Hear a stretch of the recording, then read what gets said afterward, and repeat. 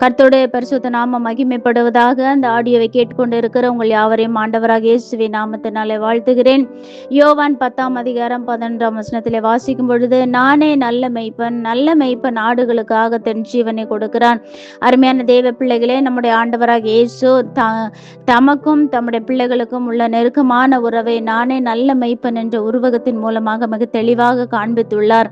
எனவே அவர் ஆடுகளை அறிந்த நல்ல ஒரு மெய்ப்பராக, தேவைகள் என்ன, எதிர்பார்ப்புகள் என்ன, பாரங்கள் என்ன, குறைவுகள் என்ன, எல்லாவற்றையும் அறிந்து, அது மாத்திரமல்ல ஏற்ற காலத்திலே நம்முடைய குறைகள் எல்லாம் நிறைவாக்கி நம்மை நல்ல வழியிலே வழிநடத்துகிற நல்ல ஒரு தேவனாய் காணப்படுகிறார். நமக்கு முன் சென்று நமக்கு வழிகாட்டும் தெய்வமாக, நல்ல மேய்ச்சலை கண்டடையக்கூடியதான நல்ல ஒரு மெய்ப்பராக நம்முடைய வாழ்க்கையில் அவர் செயல்படக்கூடியவராய் காணப்படுகிறார். அதனாலதான் நமக்காக ஜீவனை கொடுத்த தேவன் உங்களோடு கூட இருக்கிறபடினால எதை குறிச்சும் கவலைப்படாதீங்க. கர்த்தர் தாமே நம்மை ஆசீர்வதிப்பாராக. ஆமென்.